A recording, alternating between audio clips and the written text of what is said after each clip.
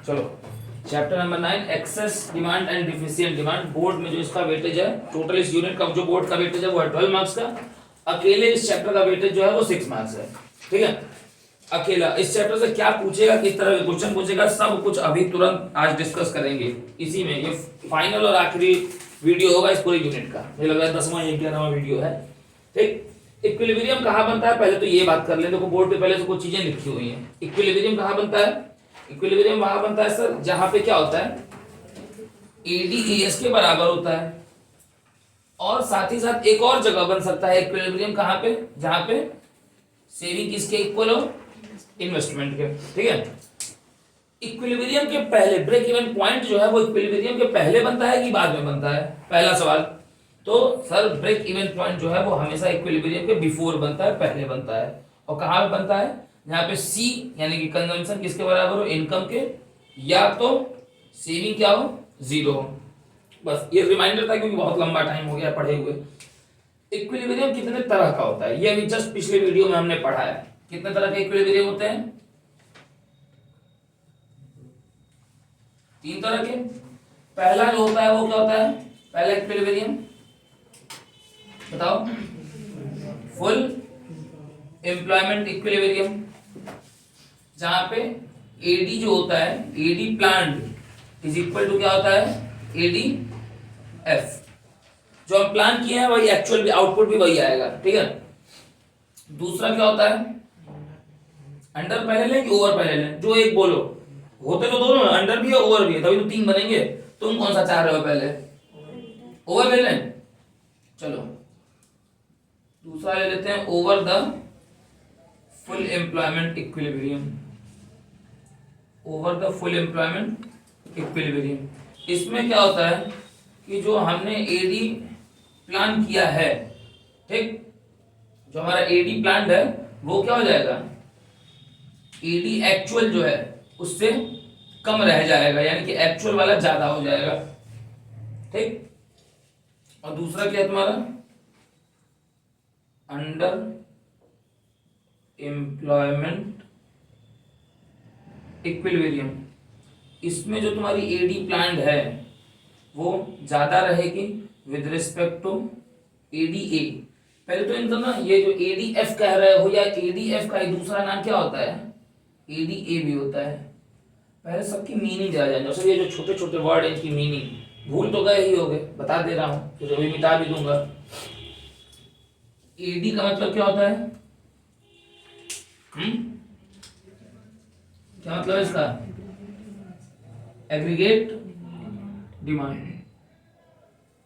फिर आगे बढ़ो, अब सर यहाँ पे एक ADF है। ADF का मतलब क्या है, aggregate demand at full employment. ठीक है, ADF का ही दूसरा नाम क्या होता है, अभी अभी सर हमने यहाँ पे ब्रैकेट में देखा, क्या होता है, ADA। ADA का मतलब क्या है, एग्रीगेट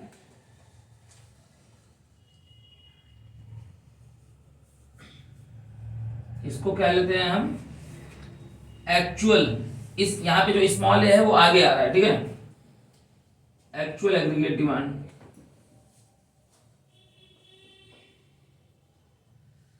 ठीक, वो था ना वो x anti x post planned और डिजायर्ड, वो यहाँ पे यही है। ADP का मतलब क्या है, प्लान्ड एग्रीगेट डिमांड। ठीक, एक्स एंटी। ADA बता दिया, ADP बता दिया, अब बस इतना ही है ना, ADF ADA ADP। ठीक है, यानी कि जब तुम्हारी प्लान मतलब एक्चुअल जब है प्लान से ज्यादा हो जाएगा तो ओवर एम्प्लॉयमेंट, और एक्चुअल जो है वो प्लान से कम रहेगा तो, अभी जस्ट पिछले वाले में हमने बात की, उसका डायग्राम याद है, मैं बता भी दे रहा हूं। सेकंड वाले का फर्स्ट का डायग्राम क्या है, यहीं से शुरू करते हैं। चलो फर्स्ट का डायग्राम देखो, छोटा छोटा डायग्राम बनाऊंगा, ज्यादा नहीं। ये है तुम्हारी Y यानी इनकम। तुमने प्लान किया था कि तुम्हारा AD जो होगा वो ये जाएगा, क्या प्लान किया था, तुमने सोचा था कि एडी एएस के साथ कहाँ मैच करेगी, 1000 पे, और वही मैच भी कर गई। जहां तुमने सोचा वही मैच भी कर गई। तो ये कौन सा इक्विलिब्रियम है? पहला फुल एम्प्लॉयमेंट याद आ रहा है, ये केस 3 केस थे। दूसरा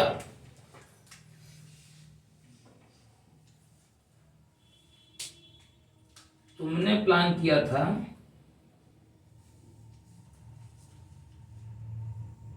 वाई, ठीक, तुमने प्लान किया था कि इक्विलिब्रियम यहां बनेगा। तुम्हारे हिसाब से एडी ये था कि 1000 पे इक्विलिब्रियम बनेगा, ये तुमने प्लान किया था। मगर एक्चुअल जो इक्विलिब्रियम चला गया, ये एक्चुअल एडी है, ओरिजिनल एडी ये है, वो कहां चला गया? वो आ गया 1200 पे। तो ये जो गैप क्रिएट हुआ, इस गैप को अभी अभी हमने क्या किस नाम से जाना था पिछले वाले में? हाँ, इस गैप को हमने जाना था किस नाम से? एक्सेस डिमांड के नाम से। ये जो डिमांड एक्स्ट्रा है ना इतनी, ये एक्सेस डिमांड है। और जो गैप इससे क्रिएट हो रहा है, इस गैप को किस नाम से जाना गया था? बस ये बताओ।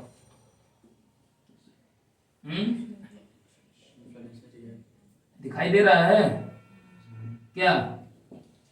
इन्फ्लेशनरी गैप, ठीक। अब केस नंबर 3, हमारे हिसाब से मैं सोच के चल रहा हूं कि आउटपुट की जो डिमांड होगी वो होगी 1000। मैं 1000 मान के चल रहा हूं, मैं 1000 लेके चल रहा हूं, और तुम्हारी जो डिमांड हो जा रही है वो कम हो जा रही है। एडी जो मेरा प्लान है वो 1000 है, और एडी जो एक्चुअल आ रहा है वो आ जा रहा है मान लो 800, कम आ जा रहा है इधर, ठीक। तो ये जो गैप हुआ नीचे का, इसको क्या कहा गया?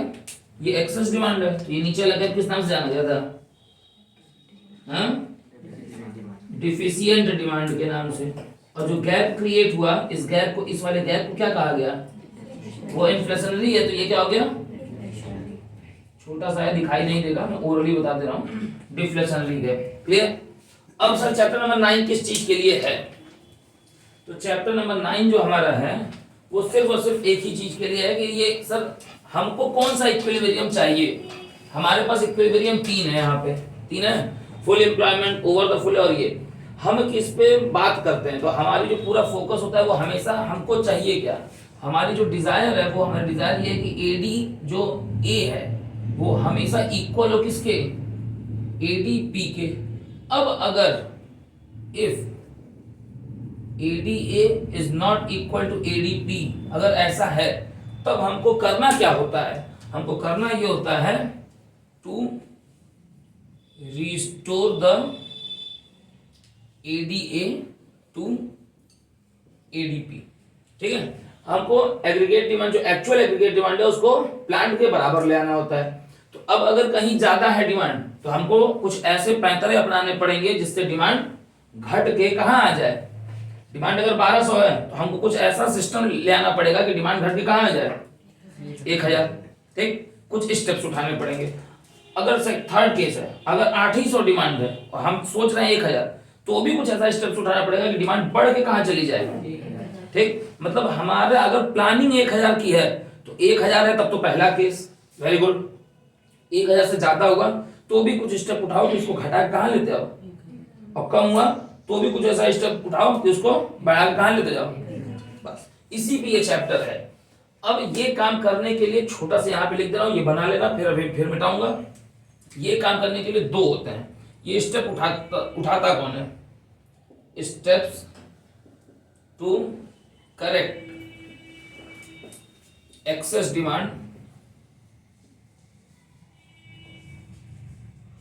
ज्यादा चला जाएगा, छोड़ो बाद में लिखूंगा। इसको लिख लो, फिर मैं दूसरा दोबारा ही बताता हूँ।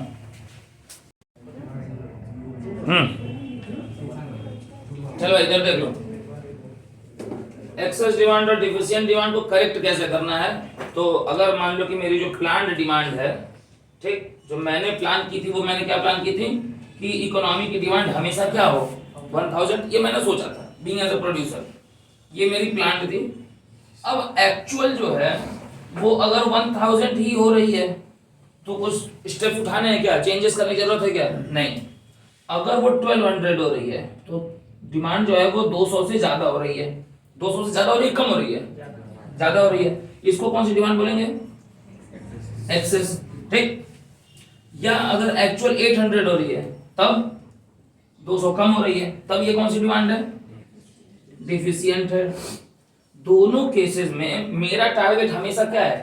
चाहे डिमांड 1200 हो चाहे 800 हो, मेरा टारगेट हमेशा ये है कि डिमांड हमेशा 1000 ही रहे। तो इसके लिए जो देश चलाते हैं लोग, उनको पॉलिसी मेकर्स को कुछ स्टेप्स उठाने पड़ते हैं। वो स्टेप्स यहाँ लिखे हुए हैं। हाउ टू करेक्ट या how to rectify the excess demand and deficient demand से क्या क्या स्टेप्स उठाने हैं।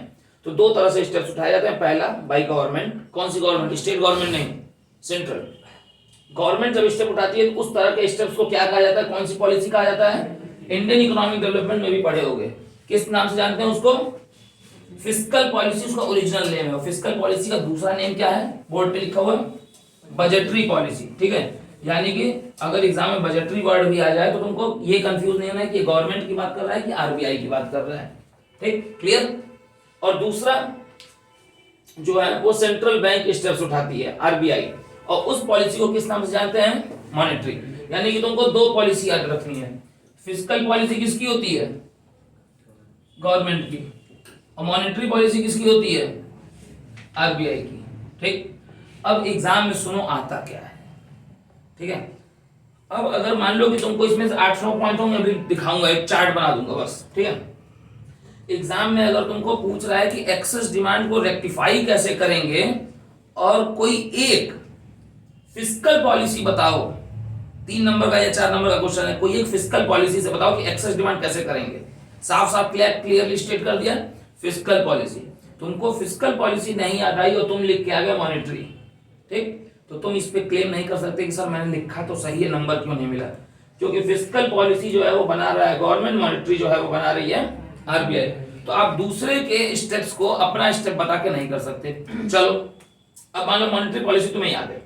मॉनेटरी पॉलिसी भी दो तरह की होती है, एक क्वांटिटेटिव एक qualitative. Money and banking chapter में पढ़े हुए हो। ठीक है, अब मॉनेटरी पूछा, तुमको मॉनेटरी याद भी है, मगर मॉनेटरी अगर क्वांटिटेटिव पूछा और तुम क्वालिटेटिव यानी कि मोरल सुएशन लिख के चले आए तो भी नहीं मिलेगा। अगर क्वांटिटेटिव पूछ रहा है तो CRR, SLR, bank rate, repo rate, reverse repo rate, open market operations, इनमें से कोई एक का बताओ। ठीक, और अगर स्पेसिफाई पूछ रहा है तो बात ही खत्म। ठीक है, तो ये पॉलिसी याद हो गई। अब एक एक फ्लो चार्ट जैसे उसका बनाया था, नेशनल इनकम का फ्लो चार्ट है ना, एक फ्लो चार्ट बनाएंगे और खत्म हो जाएगा। बस इसको लिख लो, फिर बताते हैं। देखो हम आ गए हैं एकदम एंड प्रोडक्ट पे।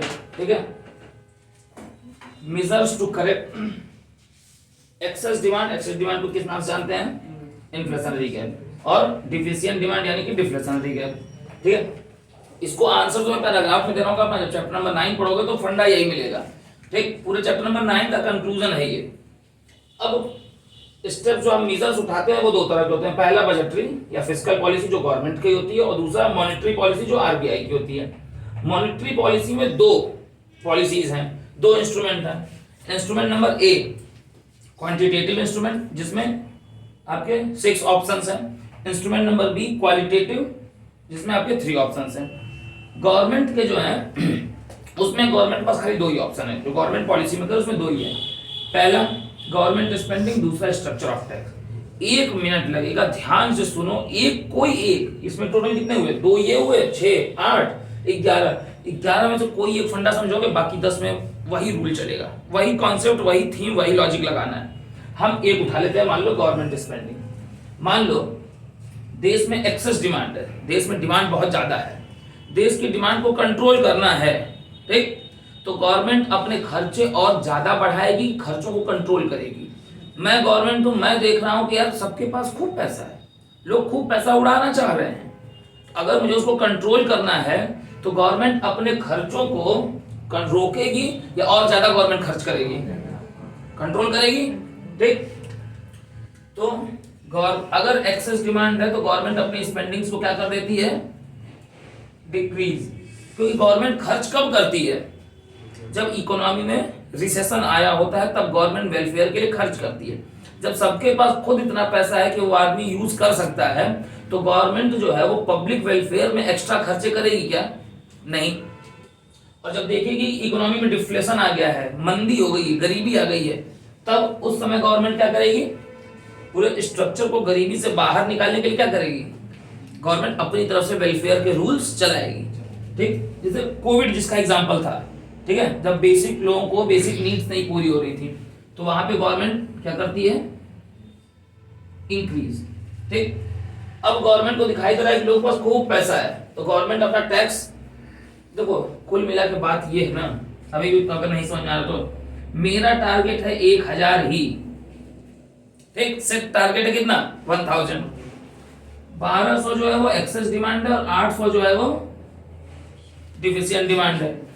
अगर तुम 1200 पे हो तो मैं और ज्यादा पैसा तुमको दूंगा कि और तुमसे पैसे की कटौती करूंगा? कटौती करेंगे ना, तो डिक्रीज था। और अगर तुम 800 पे हो तो तुमको और पैसा थोड़ा देना पड़ेगा ना, कि 200 और तुम खरीद पाओ, अफोर्ड कर पाओ। ठीक, अब आ जाओ टैक्स के फॉर्म में। अगर तुम 1200 पे हो तो तुम्हारे ऊपर टैक्स और बढ़ाएंगे ना, ताकि तुम्हारी इनकम कम हो, तो तुम घट के सिकुड़ के कहाँ आ जाओ? तो अगर टैक्स है तो टैक्स क्या होगा? इसमें दोनों तरह के टैक्स होंगे सर, ऐसा नहीं खाली डायरेक्ट टैक्स, इनकम टैक्स नहीं, इनकम टैक्स भी इसमें यूज होगा और जीएसटी भी। ठीक, और अगर डिफ्लेशनरी गैप है तब अपोजिट, डिक्रीज। अगर इकोनॉमी में पैसे का फ्लो बहुत ज्यादा है तो सीआरआर क्या करेगी? आरबीआई बढ़ा देगी। और इकोनॉमी में फ्लो अगर बहुत कम है तो सीआरआर क्या करेगी? घटा देगी। एसएलआर, सब में वही रूल चलेगा, सब इंक्रीज होंगे, इधर सब इंक्रीज होंगे और इधर सब डिक्रीज होंगे। रेपो रेट,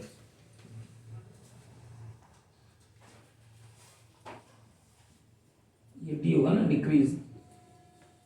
ठीक, बस इनकी मीनिंग तुम्हें मालूम होनी चाहिए, और वो तुमने मनी एंड बैंकिंग में मेरे ख्याल से पढ़ी हुई है। याद है कि नहीं याद है?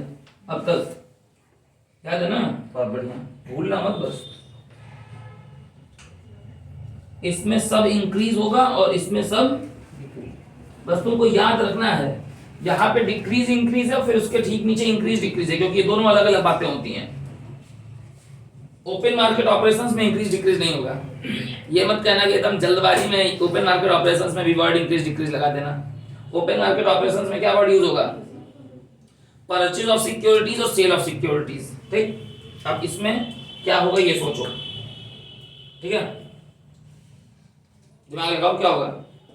आपके पास पैसा बहुत ज्यादा है, ठीक, आपका पैसे का फ्लो कम करना है, मेरे पास है सिक्योरिटीज, तो मैं क्या करूंगा? सिक्योरिटीज में तुम्हारा पैसा मेरे पास कब आएगा? जनता का पैसा गवर्नमेंट के पास आगे लॉक कब होगा? जब गवर्नमेंट कुछ बेचेगी। यानी कि ओपन मार्केट ऑपरेशंस में क्या होगा?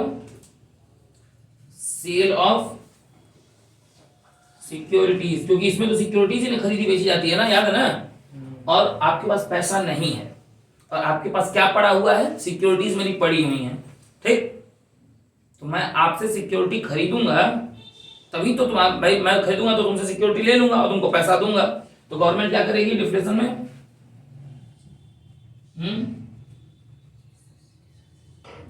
आम जनता से परचेज कर लेगी।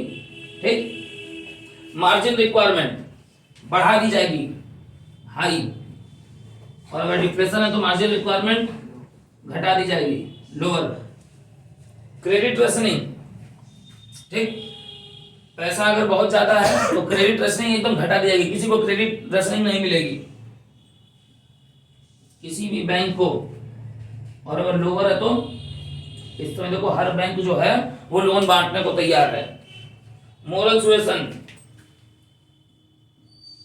बढ़ा दिया जाएगा, हर छोटी छोटी बात पे पेनाल्टी लगेगी। ठीक, और अभी जब देश में कमी चल रही है तो मोरल सुएशन क्या कर दिया जाएगा? ठीक, ये सब लिखना है। ये तो बस वो है कि तुमको इंक्रीज कहाँ लिखना है, डिक्रीज कहाँ, विद रीजन जो है वो तुमको बुक में मिलेगा, लॉजिकल रीजन के साथ, और वो कम से कम 5 से 6 लाइन का पैराग्राफ होगा।